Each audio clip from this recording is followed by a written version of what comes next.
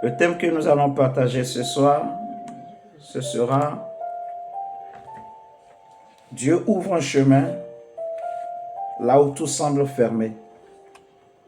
Dieu ouvre un chemin. Dieu ouvre un chemin là où tout semble fermé.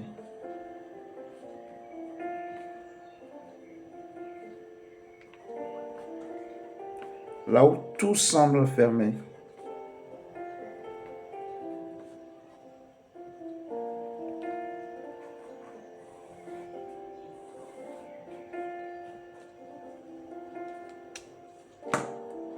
Dieu ouvre un chemin là où tout semble fermé.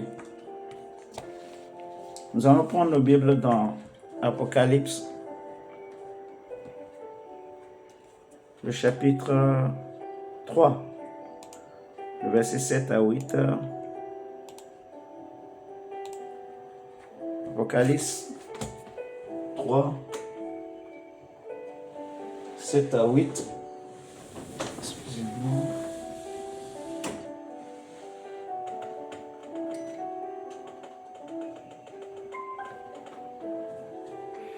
Apocalypse 3, verset 7 à 8.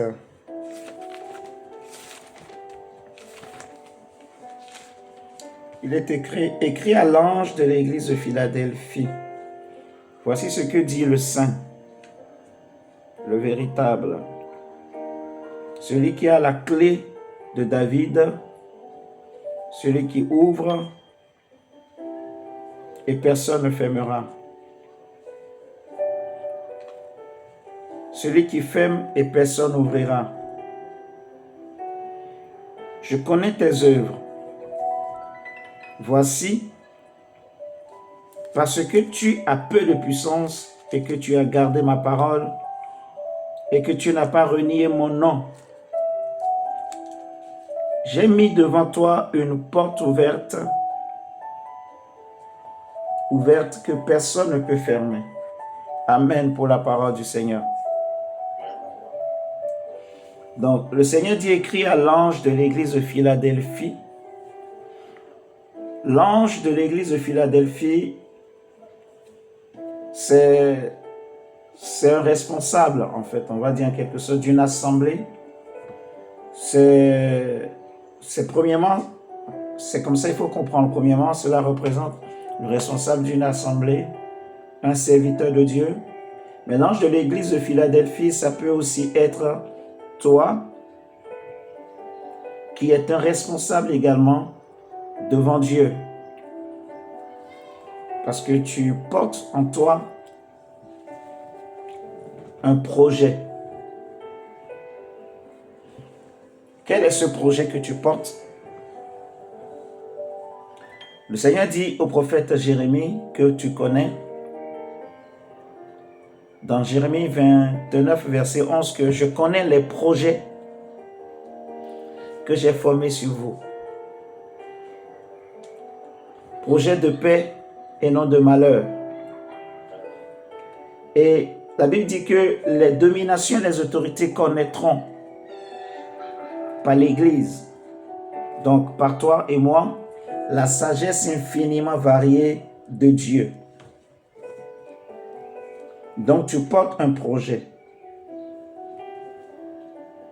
Tu portes en toi quelque chose de particulier, de spécial, d'important aux yeux de Dieu. Donc tu es aussi un ange.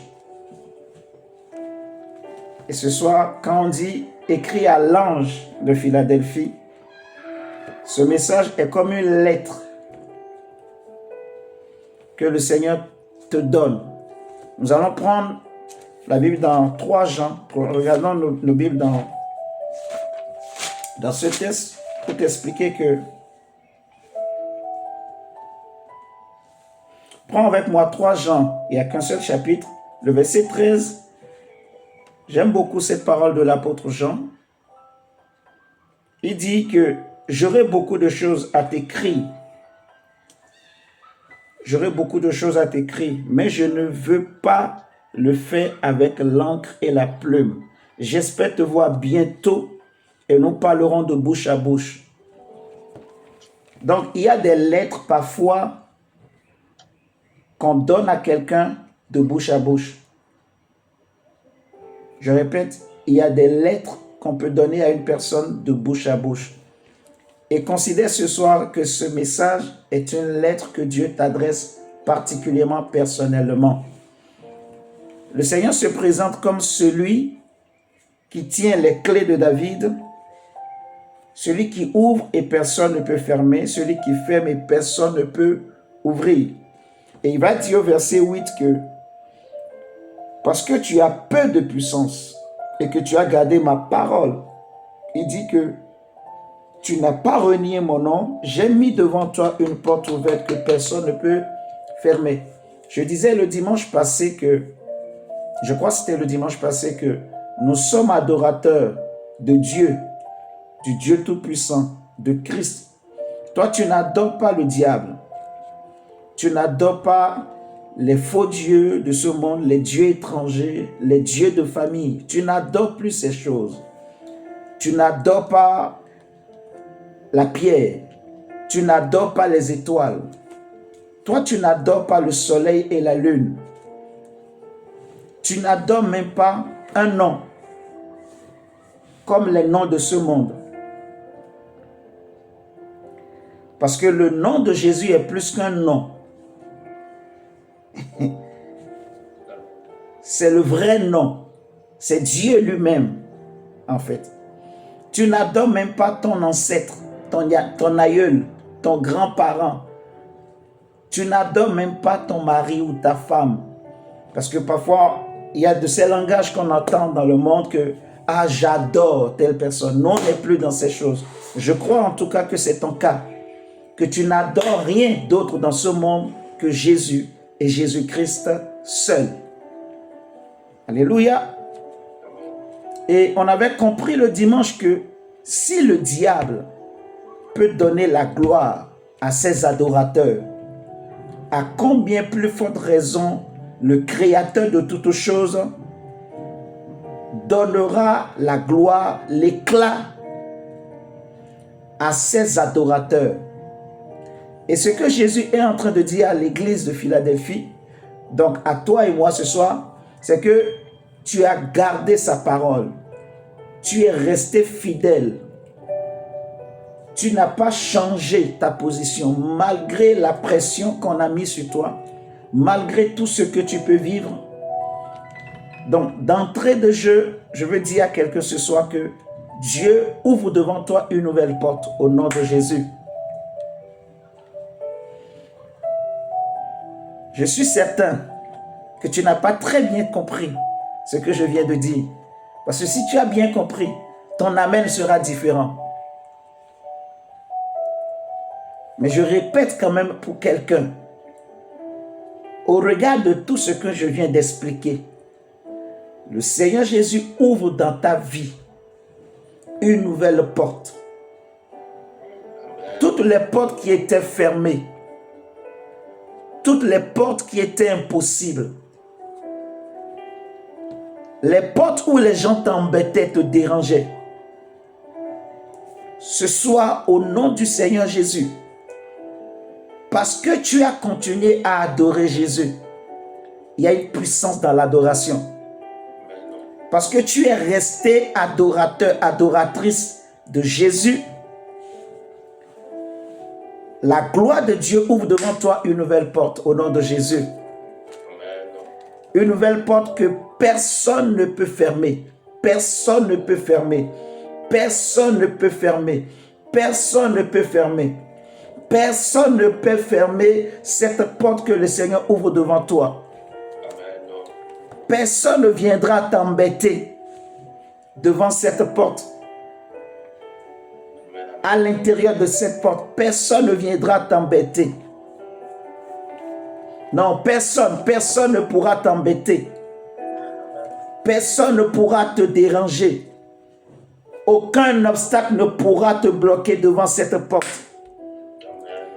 À partir de ce soir, parce que tu es resté adorateur et adoratrice de Jésus-Christ, tu n'as pas fléchi les genoux devant Baal. Tu n'as pas fléchi les genoux devant les faux dieux de ce monde. Tu n'as pas souillé ton corps. Tu n'as pas souillé le nom de Jésus. Mon Dieu ouvre devant toi ce soir une nouvelle porte.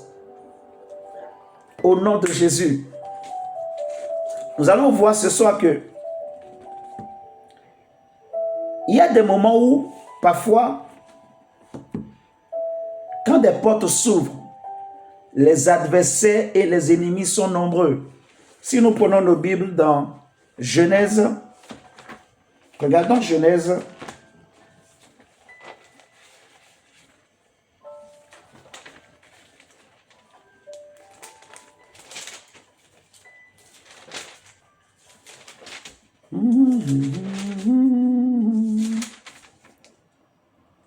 Là où tout semble fermé.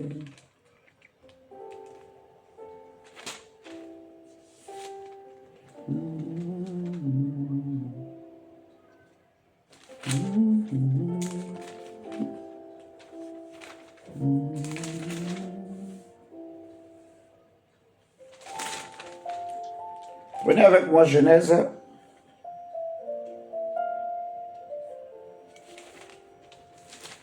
Chapitre 26.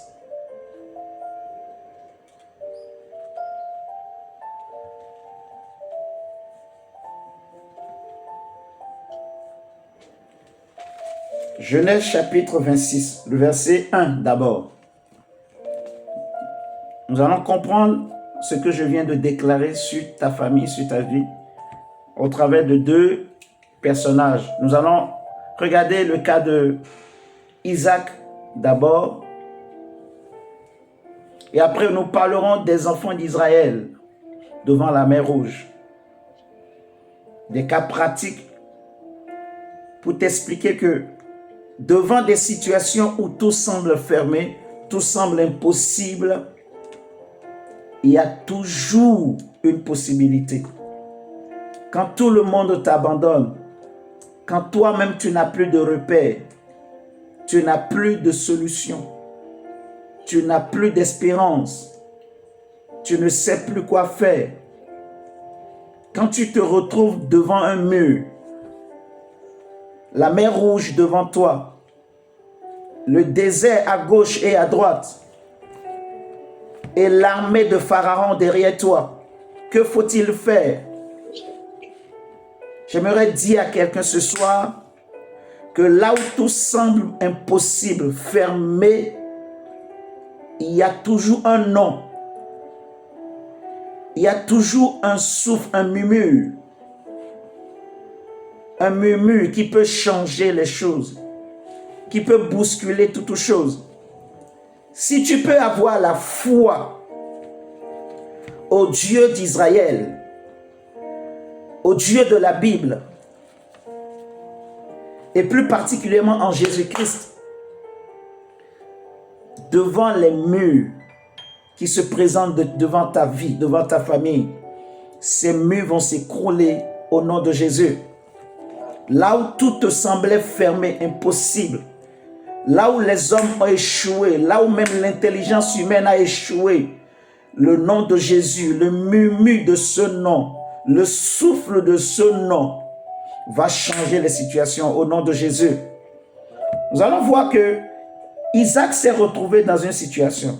Dans Genèse chapitre 26, verset 1, on nous dit que il y eut une famine dans le pays, outre la première famine qui eut lieu du temps d'Abraham. Et Isaac alla vers Abimelech, roi des Philistins, à Guérar. On va sauter. Donc ici, on nous dit que Abraham était déjà mort et il y a eu une grande famine à Canaan. Donc Isaac, pour se sauver, pour sauver sa famille, il va se rendre à Guérar. Et laisse-moi te dire qu'à Guérar, il y avait déjà un roi. Donc, à Guérar, si tu veux réussir, il faut passer par Abimelech. Parce que c'était Abimelech qui était le roi. C'était lui qui régnait à Guérar. Et Isaac arrive là-bas. La Bible nous dit que, le verset 7, lorsque les gens du lieu faisaient des questions sur sa femme, il disait c'est ma sœur, car il craignait en disant ma femme que les gens du lieu ne le tuassent parce que Rebecca était belle de figure. Comme son séjour se prolongeait, il arriva qu'Abimelech, roi des Philistins, regarda par la fenêtre, vit Isaac qui plaisantait avec Rebecca, sa femme. Abimelech fit appeler Isaac et dit, certainement c'est ta femme. Comment as-tu pu dire c'est ma sœur? Avant de continuer, tout à l'heure j'ai dit en fait que c'est parce que tu es adorateur et adoratrice du Seigneur. Ça j'insiste beaucoup, mon frère, ma sœur, parce que tu adores Jésus. Jésus ouvre devant toi une porte que personne ne peut fermer au nom de Jésus. Une porte où il n'y aura pas d'adversaire, il n'y aura pas d'ennemi au nom de Jésus. Donc, tu n'as plus besoin de faire semblant, de cacher ta foi, de cacher ta vraie identité. Ah, Jésus, Jésus, Jésus, Jésus, Jésus. Vous voyez, pourquoi plutôt Isaac cachait sa femme? Pourquoi Isaac disait au début, non, c'est ma sœur, ainsi de suite? Parce qu'il avait peur. La peur de mourir, la peur de l'échec peut pousser un homme à renier sa vraie identité. Alléluia. J'aimerais dire à quelqu'un ce soir, ce n'est ni par l'argent ni par l'or, pas des choses périssables, des vaines que Dieu nous a rachetées, des vaines manières de vivre qu'on avait héritées de nos parents, non. Mais ce n'est pas le sang précieux du Fils de Dieu. Alléluia. Nous ne sommes plus de la nature des hommes de ce monde. Nous ne sommes plus de cette nature. Nous sommes de la nature de Dieu, de la nature de Christ. Alléluia. Ah, j'aime Jésus, j'aime Jésus. Donc, mon frère, ma soeur, tu peux faire comme cette femme. Elle a dit, ne me presse pas de te quitter, Naomi. Où tu iras, j'irai. Ton Dieu sera mon Dieu. Ton peuple sera mon peuple. J'ai renié à mon ancienne identité et j'ai embrassé ton identité. Je ne changerai plus pour rien. La seule chose qui peut me séparer de toi et de ton Dieu et de ton peuple, c'est la mort. Mais tes paroles, tes intimidations ne pourront me séparer. C'est pour cela Paul dit que si Dieu est pour nous, qui sera contre nous? Qui nous séparera de l'amour de Christ? Est-ce la mort? Est-ce la vie? Est-ce les choses présentes ou les choses à venir? Rien de tout cela ne pourra nous séparer de son amour, de l'amour que nous avons pour notre Dieu. Mon frère, ma soeur, que les problèmes de ce monde ne te poussent pas à renier ton identité. Tu n'es pas un pécheur. Tu n'es pas un homme tu n'es pas de la race de ceux qui font des sales coups pour réussir. Tu n'as pas besoin de cela au nom de Jésus. Le Dieu que tu pries est capable, mon frère, ma soeur. Si tu acceptes d'être adorateur de Jésus, de rester fidèle, de ne pas renier son nom, de changer les choses de ta vie au nom de Jésus. Alléluia. Abimelech dit à Isaac, pourquoi m'as-tu menti? Pourquoi m'as-tu dit que c'est ma sœur alors que c'est ta femme? Isaac a renié. Pourquoi? Parce qu'il avait peur. Il avait peur. Et il a renié son identité. Mais je bénis Dieu. Parce que malgré nos faiblesses, les défauts qu'on a, la Bible dit que même si nous sommes infidèles, ce Dieu demeure fidèle. Ah, alléluia. Dieu demeure fidèle. Même si nous sommes infidèles, mais Jésus est fidèle. Il ne peut se renier. Il est fidèle à sa parole. Il est fidèle à son amour. Il est fidèle à son alliance. Alléluia. Oh, tout ce que le Seigneur attend, c'est que le pécheur se répande. Que le pécheur se répande, qu'il abandonne ses mauvaises voies, qu'il revienne sur le droit chemin, qu'il reprenne une nouvelle décision, qu'il soit désormais ferme. La Bible dit qu'à celui qui est ferme dans ses sentiments, tu assures la paix, tu assures la sécurité. Alléluia. Je prie pour toi, mon frère, ma soeur, que tu sois ferme dans ta foi. Tu es adorateur et adoratrice de Jésus. Les hommes de ce monde adorent le bois, ils adorent les pierres, ils adorent les hommes, ils adorent des choses. Mais nous adorons le Dieu Tout-Puissant. Nous adorons celui qui était mort et ressuscité. Je n'ai pas honte de le dire. Je n'ai pas honte de dire que Jésus est mon Dieu, que je suis adorateur de Jésus. Frère, à cause de la peur, parfois nous faisons des choses pour plaire aux hommes. Parce que nous avons peur. Nous avons peur de perdre. Nous avons peur qu'on nous rejette. Nous avons peur qu'on nous ferme des portes. Nous avons peur que, frère, je ne veux plus tomber dans ces pièges.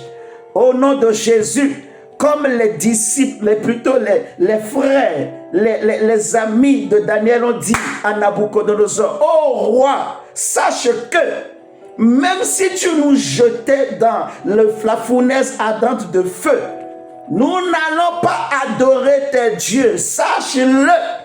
Et nous savons que notre Dieu est capable de nous délivrer de tes mains.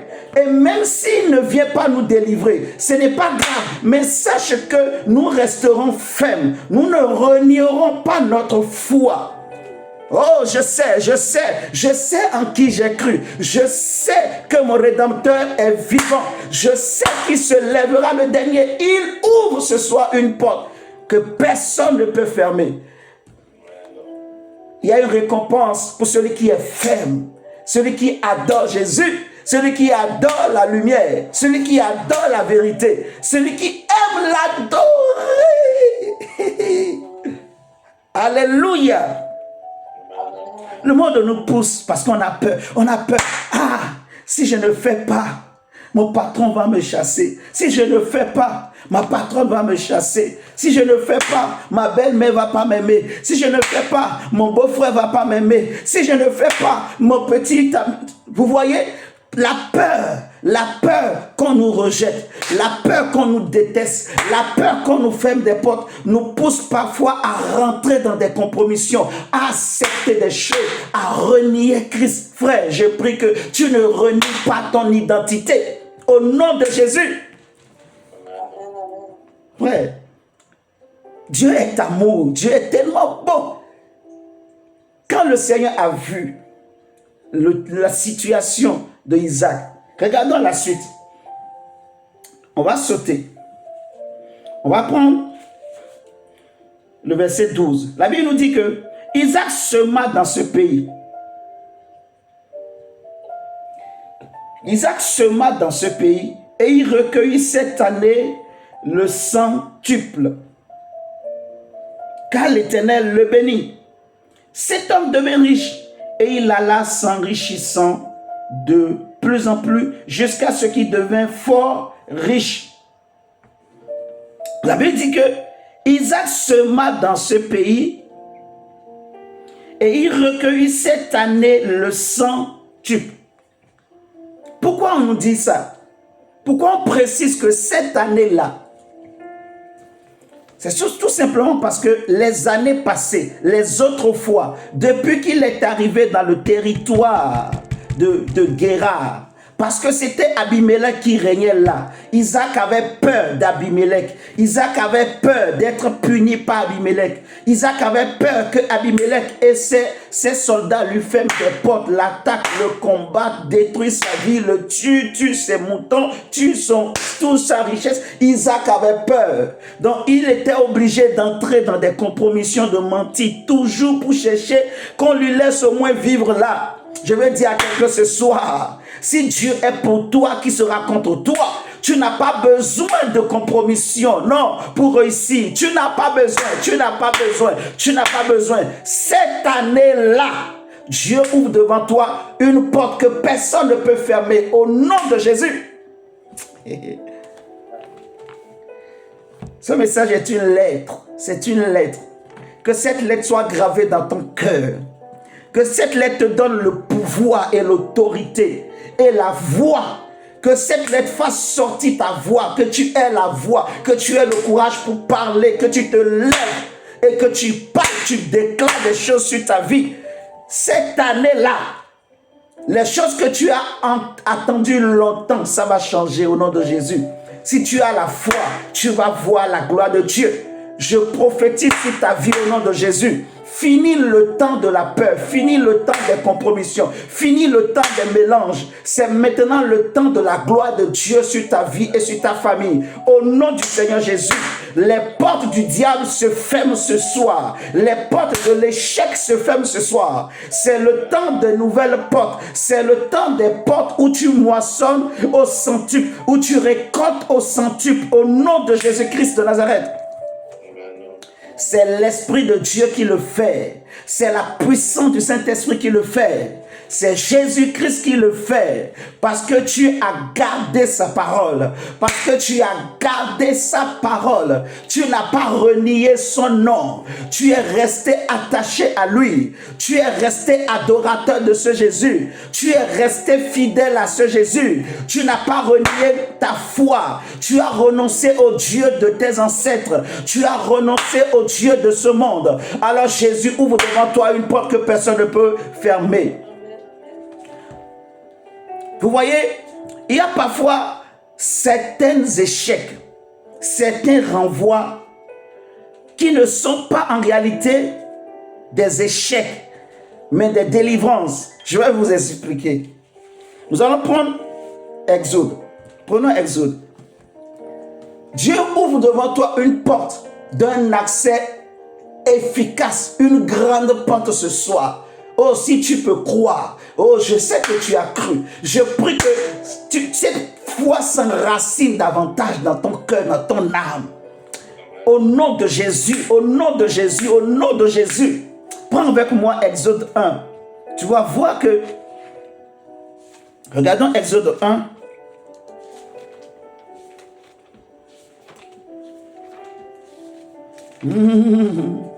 Le verset 17 à 22.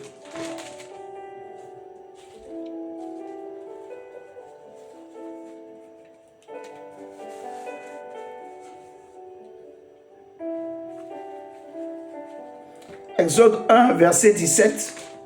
La Bible nous dit que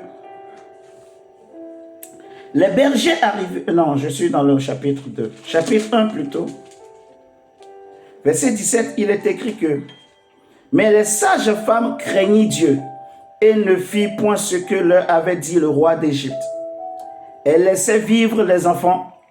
Le roi d'Égypte appela les sages femmes et leur dit « Pourquoi avez-vous agi ainsi et avez-vous laissé vivre les enfants ?» Les sages-femmes répondirent à Pharaon « C'est que les femmes des Hébreux ne sont pas comme les Égyptiennes. Elles sont vigoureuses. Et elles accouchent avant l'arrivée de la sage-femme. » Amen. La Bible dit que Dieu fit du bien aux sages-femmes, et le peuple multiplia et devint très nombreux. Parce que les sages-femmes avaient eu la crainte de Dieu, Dieu fit prospérer leur maison. Alors Pharaon donna cet ordre à tout son peuple. Vous jeterez dans le fleuve tout garçon qui naîtra et vous laisserez vivre toutes les filles. Ce que nous comprenons ici, en fait, quand tu es de Dieu, quand Dieu ouvre devant toi certaines portes, les ennemis sont nombreux. Ceux qui veulent t'empêcher d'avancer sont nombreux. Il y a des gens qui ont mis des prix sur ta tête. Je ne sais pas comment je vais le dire, mais ils ont misé sur ta tête pour que tu échoues. Il y en a qui sont prêts à payer certains prix que tu ne peux imaginer pour que ta famille ne réussisse pas, pour que toi et tes enfants, vous ne réussissez pas, pour que tu ne serves à rien, pour que ta vie soit inutile, que ton existence soit inutile. Oh, je prie pour toi ce soir, que l'éclat que tu avais perdu, tu retrouves ce soir au nom de Jésus. Ce que tes parents ont vécu, tu ne vivras pas ça. Ce que ta mère ou ton père a vécu, tu ne vivras pas ça. Les échecs que tes frères et sœurs ont vécu avant toi, tu ne connaîtras pas ça au nom de Jésus-Christ de Nazareth, mon frère, ma sœur. Ici, nous voyons comment le diable, au travers de Pharaon, s'était levé contre les Hébreux en Égypte. Il a attaqué, avant que les enfants ne naissent, il attaquait déjà les mamans. Il attaquait déjà les bébés dans le ventre. Mais à la naissance même, vous imaginez, il dit aux sages-femmes que si c'est un garçon, si c'est un hébreu, tuez-le. Tuez-le même à la maternité. Tuez-le même là, avant qu'il ne sorte. Ne le laissez même pas respirer l'air de ce monde. Donc je vais te dire, mon frère, ma soeur, tu n'es pas un échec. Tu n'es pas un raté. Si tu es là, si tu es vivant, imagine ce que le diable a orchestré comme plan dès ta naissance, au moment où tu naissais même, pour que tu ne respires plus, pour qu'on t'enlève le souffle de vie. Mais le Dieu des cieux t'a gardé. Le Dieu Tout-Puissant t'a protégé.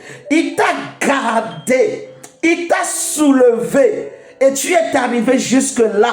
Et tu as des muscles. Et tu as la voix, tu peux parler, tu peux bouger, tu peux l'adorer, tu peux l'élever. Alors laisse-moi te dire, tu n'es pas un échec, mais tu es un projet de Dieu. Tu portes un projet de Dieu. Tu es un ange de l'Éternel. Tu es un ange de Dieu dans ce monde, sur cette terre. Tu es un témoignage de Dieu dans ce monde. Dieu, au travers de toi, va faire échouer, va amener la honte au diable au nom de Jésus. Jésus a déjà dit, ou je dirais que l'Éternel a déjà dit, que tu blesseras, tu dis que la postérité de la femme t'écrasera la tête. Et nous sommes la continuité de cette postérité-là. Au travers de nous, Dieu fera toujours échouer Satan. Jésus a dit, je voyais Satan tomber du ciel comme un éclair. Il va tomber encore. Il tombera en... Frère, il dit aux sages-femmes, tuez-les, si c'est un hébreu. Parce que tu adores Jésus. Le diable ne t'aime pas. Parce que frère, je suis sérieux. Hein? Je suis sérieux. Oh. Si seulement tu peux me comprendre. Oh. Tu peux regarder autour de toi. Regarde dans ta famille. Parfois, tu vas te poser des questions. Pourquoi toi, tu as ces combats, mais tes cousins ou cousines qui ne sont pas aussi sérieux et sérieuses comme toi, tout marche bien. On a l'impression que eux, ils croquent la vie. Tu as l'impression qu'autour de toi, que parfois tu te dis que moi, j'ai échoué. J'aurais pas dû faire ce choix. J'aurais dû aussi faire comme telle personne. J'aurais dû aussi suivre cette mauvaise voie comme telle personne. Je vais dire à quelqu'un ce soir, tu avais fait le bon choix de rester fidèle à Jésus, de continuer à garder ton corps, à te sanctifier, à craindre Dieu. Comment je vais parler? Comment je vais le dire? Comment je vais le dire? Comment je vais le dire? Il y a une récompense. Il y a une récompense. Si tu es hébreu, donc si tu es chrétien, adorateur de Christ, regarde comment le diable te cherche. Les sorciers de famille te cherchent pour fermer les portes, fermer les situations, t'empêcher de briller. Même après ta naissance, on voit ici que même après la naissance des enfants, s'il n'a pas réussi à l'hôpital, même après l'hôpital, il dit maintenant à ses soldats, tuez tous les garçons, donc tuez tous ceux qui ont des étoiles, tuez tous ceux qui portent une étoile, tuez tous les chrétiens, tuez au moins de faux pas, attrapez-les. Mais j'aime ce Dieu de la Bible, ce Dieu d'Abraham, d'Isaac et de Jacob. C'est pour cela que je t'invite à prendre avec moi Exode 3. Nous allons lire le verset 19 à 20. Ah, j'aime beaucoup ce verset. J'aime beaucoup ce verset qui m'a beaucoup édifié. Oh. Exode 3, verset 19 à 20 dit quoi? La Bible dit que l'Éternel dit à Moïse en mendiant, va, retourne en Égypte, car tous ceux qui en voulaient à ta vie sont morts. Moïse prit sa femme et ses fils, les fit monter sur des ânes et retourna dans le pays d'Égypte. Il prit dans sa main la verge de Dieu. Alléluia. Est-ce que vous entendez ce que je dis? Mon évangéliste, c'est bien le même verset parce que... Ah non, excusez-moi, je suis dans Exode 4. J'ai sauté, pardon, excusez-moi. Oui, c'est vrai. Oui, il dit, je sais que le roi d'Égypte ne vous laissera point aller, si ce n'est pas une main puissante. J'étendrai ma main et je frapperai l'Égypte par toutes sortes de prodiges que je ferai au milieu d'elle. Après quoi, il vous laissera aller. Il vous laissera aller. Dans d'autres versions, on dit, il vous renverra, il vous chassera. Et c'est là que le Saint-Esprit m'a dit, regarde. Donc, je vais compléter même pas le chapitre 4. Les mêmes choses, les mêmes versets. Donc, c'est le Saint-Esprit qui a voulu qu'on le lise. Nous allons lire également le verset 19 et 20 du chapitre 4. On a déjà lu. Mais ici également, on voit Moïse partir, quitter son beau-père pour retourner en Égypte. Moïse aussi a été quelque part chassé de son beau-père pour retourner en Égypte. Et ce que le Seigneur m'a dit, que je vais partager avec toi ce soir, c'est qu'il y a certains renvois qui ne sont pas des échecs. Parfois, tu as quitté ce boulot, tu as quitté ce boulot, tu as quitté ce mariage, tu as quitté cette société, tu as quitté ceci. Toi, tu peux voir cela comme un échec. Mais aux yeux de Dieu, ce n'est pas un échec. Ce n'est pas un échec. C'est parce que Dieu voulait que tu sortes de l'Égypte. Je ne sais pas si vous me comprenez. Certains renvois ne sont pas des échecs. Certaines situations qu'on peut vivre ne sont pas des échecs, non. Mais c'est une délivrance de la part de Dieu. C'est Dieu qui fait qu'on t'a renvoyé. C'est Dieu qui fait qu'on t'a chassé. C'est Dieu qui fait qu'on t'a licencié. C'est Dieu qui fait que tu as perdu. C'est Dieu qui fait. C'est lui. On t'a renvoyé non pas parce que tu as fauté, parce que tu es faible, parce que tu as fait ceci. Non. C'est Dieu qui a fait. C'est lui-même qui a permis. C'est lui-même qui a poussé Pharaon, qui a poussé le chef là de te mettre dehors. Mais c'est pour que tu réussisses. C'est une délivrance pour toi. Parce que Dieu savait que si tu restes là, tu allais changer. Dieu savait que si tu continuais là, tu allais perdre quelque chose. Parce que Dieu a une meilleure chose pour toi. Dieu a une meilleure place pour toi. Alléluia. Dieu a une meilleure position pour toi. Dieu a un meilleur plan pour toi. Toi, tu n'es pas né pour les miettes. C'est pour la royauté que tu es venu en Christ. C'est pour la royauté que tu es venu. C'est pour la royauté que tu es en train de m'écouter ce soir. Ainsi parle l'Éternel sur la vie de quelqu'un. Quelqu'un va mourir et tu prendras sa place au nom de Jésus. Oh, je prie que cette parole tombe sur ta tête au nom de Jésus.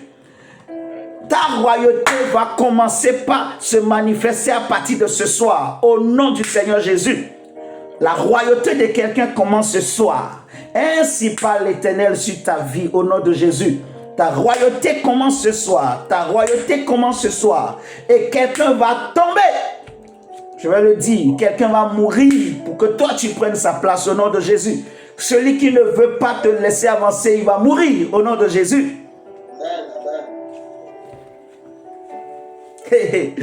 Ce n'est pas un échec, oh mon frère, ma soeur. Ce n'est pas un échec. Non. C'est une délivrance, c'est une délivrance. Certains malheurs ne sont pas des malheurs. Ce n'est pas parce que tu es faible que tu as quitté l'Égypte. Non, ne regarde pas avec les yeux physiques. Regarde avec les yeux spirituels. Tu as quitté l'Égypte, mais tu n'as pas quitté Dieu.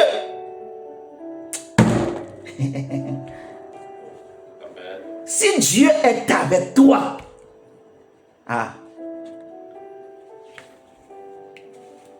l'impossible deviendra possible. Ces enfants ont fait 400 ans d'esclavage, de souffrance, de malheur, de difficultés. Ils criaient nuit et jour, personne ne pouvait les sauver. Au point où ils pouvaient se demander parfois, est-ce que Dieu existe? Jusqu'au jour où le Seigneur a trouvé quelqu'un du nom de Moïse qui est arrivé. Et regardez la suite. Regarde avec moi. Dans Exode 14. Exode 14.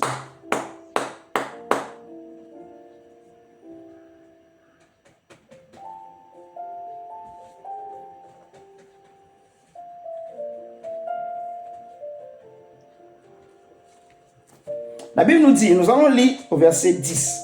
J'aimerais que tu lises avec moi attentivement. Que tu saches que, on a vu avec Isaac, on n'a pas tout lu, mais dans l'histoire d'Isaac, ce qu'il faut retenir, c'est que les portes où les gens te font la guerre, laisse, parce que Dieu ouvre une nouvelle porte. Toutes les puits, toutes les fois que Isaac avait creusé des puits, les gens l'embêtaient toujours, les gens l'embêtaient. Mais à un moment donné, quand Dieu l'a mis au large, les ennemis ont disparu. La Bible dira que cette année-là, quand Isaac a reçu la visitation divine, la Bible dit qu'il sema et il moissonna au centuple. Alléluia. Dieu ouvre les portes où il n'y aura pas d'ennemis. Ce n'est pas qu'il y aura des ennemis, il n'y aura pas. Il n'y aura pas d'adversité, il n'y aura pas d'opposition. Jésus dit, j'ouvre devant toi une porte que personne ne peut fermer.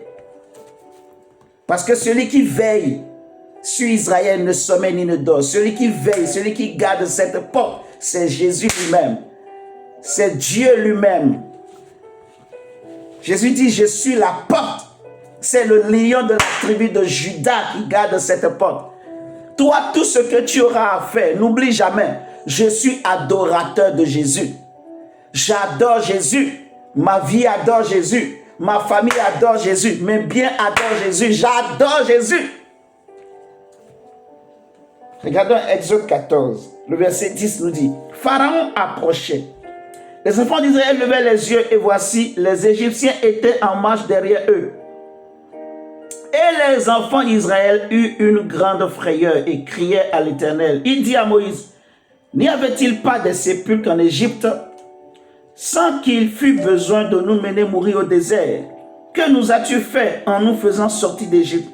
N'est-ce pas là ce que nous te disions en Égypte? Laisse-nous servir les Égyptiens, car nous aimons mieux servir les Égyptiens que de mourir au désert. Tu sais, tout ça, c'est la peur. C'est toujours la même chose. La peur qui pousse l'homme à renier son identité, son identité, son identité. Non, je crois que tu ne renieras plus ton identité à partir de ce soir, au nom de Jésus. Que le Seigneur te fasse grâce, qu'il fasse grâce à nous tous, que en aucun moment, devant aucune situation, que tu ne renies pas ton identité, qu'aucune pression ne puisse t'obliger ou t'amener à renier ton identité. Alléluia. Tu es de Dieu. Tu es fils de Dieu. Tu es sacrificateur du Très-Haut. Tu es serviteur et servante du Dieu vivant. Tu es sanctifié. Tu portes la gloire de Dieu. Tu portes la lumière de Dieu en toi. Toi, tu es adorateur de Jésus. Même si on me met un couteau à la gorge, je ne renierai pas ce nom. Ah, je suis revigoré, comme on dit là.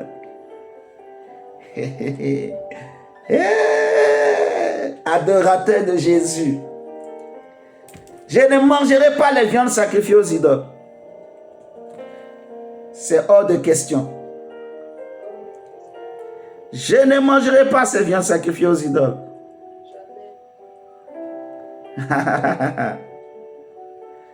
Jamais, jamais, jamais, jamais. Je ne mangerai pas les viandes sacrifiées aux idoles. Jamais. Je ne vais pas me souiller. Je ne vais pas souiller mon âme avec ces choses. Les enfants d'Israël ont eu peur. Imaginez, tu es devant la mer Rouge. C'est Dieu lui-même qui t'a dit, prends cette direction-là. Et toi, tu ne savais pas qu'il y avait la mer Rouge devant. Tu prends la direction et tu te retrouves, il n'y a plus possibilité d'avancer. Tu es devant la mer Rouge. Devant toi, c'est un mur. Devant toi, ça ne parle pas. Tu dis, mer, bouge. La mer ne bouge pas. Personne, depuis que le monde a été créé, n'a jamais séparé la mer Rouge en deux. Personne, aucun homme, aucun magicien, aucun sorcier n'a jamais fait ça. Et ne pourra jamais le faire. Jamais, jamais, jamais. Devant toi, c'est la mer Rouge. Les enfants d'Israël voient, c'est la mer Rouge. On ne peut plus avancer. Ils ne pouvaient jamais imaginer que le même Pharaon qui nous a chassés, il nous a chassés. Pourquoi il revient encore pour nous attaquer? Eh bien, c'est ça, Pharaon. Mais ce que les enfants d'Israël ont oublié, et que Moïse n'a pas oublié, si c'est l'Éternel que tu sais, que tu adores, on l'appelle l'Éternel des armées. Le Dieu qui combat avec les chars de feu. Le Dieu qui marche sur les ailes du vent. Il fait des vents ses ailes. Il fait des flammes ses jouets. Le Dieu qui dit un mot et la chose s'accomplit. Il parle et les montagnes tremblent. Le maître du ciel et de la terre. Jésus-Christ de Nazareth. Celui qui marche sur les eaux. Qui marche sur les problèmes. Jésus de Nazareth. Les enfants d'Israël ont paniqué. Mer Rouge devant, mer bouge, mer ne bouge pas. Mais Pharaon vient avec... En plus, si Pharaon était seul, ils allaient dire peut-être, on allait tous sauter sur lui. Mais il ne vient pas seul, il vient avec son armée, avec le char, avec le chevaux, avec le lance. Tout. Pharaon a pris toute Égypte. En fait, l'Égypte était vidée ce jour-là. Frère, ce que je suis en train de dire, c'est trop fort. Parce que c'est tous les Égyptiens qui étaient sortis pour aller rattraper Israël et le ramener encore dans l'esclavage. Oh, je veux dire à quelqu'un ce soir, mon frère, ma soeur, peu importe ce que le diable peut faire pour chercher à te ramener, n'accepte pas, ne retourne pas dans l'esclavage. C'est pour la liberté que Jésus nous a affranchis. Tu ne retourneras pas dans cette prison. Tu ne retourneras pas dans ces liens de famille. Tu ne retourneras pas dans ces liens de sang. Tu ne retourneras pas dans ces esclavages. Tu ne retourneras pas dans ces vaines manières de vivre. Tu ne retourneras pas dans cette prison. Je dis à quelqu'un ce soir, tu ne retourneras pas dans cette prison familiale. Tu ne retourneras pas au nom de Jésus. Celui qu'ils ont envoyé pour te ramener, il a échoué ce soir. L'esprit qu'ils ont mandaté pour te ramener dans cette prison-là, ce soir, cet esprit-là est exposé, est démasqué. Il échoue au nom du Seigneur Jésus-Christ de Nazareth. Oh, nous prions que le feu, la foudre de Dieu s'abat sur lui. Tous ses plans et ses projets pour t'aveugler, t'envoûter, pour t'empêcher toi-même de discerner ce soir. Ces masques tombent, ces voiles tombent. Que le feu de Dieu brûle et le consume au nom de Jésus. Tu ne retourneras pas dans cette prison. Non, non, non, non. Ni toi, ni tes enfants, ni ta maison. Ton esprit et ton âme ne retourneront pas dans cette prison. Au nom de Jésus. Pendant que Israël criait, la Bible nous dit que, au verset 13, Moïse répondit au peuple, ne craignez rien, restez en place et regardez la délivrance que l'Éternel va vous accorder en ce jour. Car les Égyptiens que vous voyez aujourd'hui, vous ne les verrez plus jamais. Les Égyptiens que vous voyez aujourd'hui, vous ne les verrez plus jamais. L'Éternel combattra pour vous et vous gardez silence. Qu'est-ce que cela veut dire? C'est le mystère de Dieu. C'est les calculs de Dieu. Cela ne te concerne pas. Comment ils vont mourir? Cela ne te concerne pas. Mais c'est à Dieu seul qu'appartiennent tous ces calculs, toutes ces interrogations. Comment ça va se faire? Cela ne te concerne pas. C'est à Dieu seul que cela appartient. Moïse dit, gardez silence. Ne vous inquiétez de rien. Ne vous alarmez pas. Restez en place. Restez tranquille. Parce que Dieu aujourd'hui va vous accorder la délivrance. Dieu aujourd'hui va vous accorder le salut. Dieu aujourd'hui va vous accorder une grande délivrance. Parce que ce pharaon que vous voyez et son armée que vous voyez, ces choses qui t'ont combattu hier, ces choses qui t'ont pourchassé depuis que tu es sorti de ta famille, tu es sorti du monde, tu es sorti de cette relation empoisonneuse, cette relation qui te dominait, qui te détruisait. Depuis que tu es sorti de ces choses, tout ce qui te pourchassait, les choses de famille qui te pourchassaient, les choses du passé qui t'ont pourchassé. Je veux dire à quelqu'un ce soir, ces choses qui te pourchassaient, tu ne les verras plus jamais. Tu ne les reverras plus jamais. Au nom du Seigneur Jésus, ce soir, Dieu va t'accorder une délivrance. Est-ce que tu as déjà vu un homme ouvrir la mer rouge? Est-ce que tu as déjà vu un homme fendre la mer en deux? Est-ce que tu as déjà vu un homme marcher sur la mer? Est-ce que tu as déjà vu un homme détruire un mur? Un mur. Mais je vais te dire ce soir, il y a un nom au-dessus de tous les noms. Et c'est ce nom-là qui me donne le pouvoir de parler ce soir. Il y a une puissance au-dessus de toutes les puissances. Et c'est cette puissance-là ce soir qui me pousse à te parler. C'est la puissance du Seigneur Jésus-Christ de Nazareth en qui j'ai cru et en qui tu crois. C'est lui qui me mandate et qui me donne l'onction pour te parler ce soir. Et je parle à quelqu'un ce soir. Je prophétise sur ta vie que les choses qui t'ont pourchassé hier, les choses qui ont pourchassé ta vie, au nom de Jésus ce soir, ces choses-là te quittent, ces choses-là s'estompent, ces choses-là vont être englouties. Ah non, je pense qu'il faut que j'aille encore en profondeur.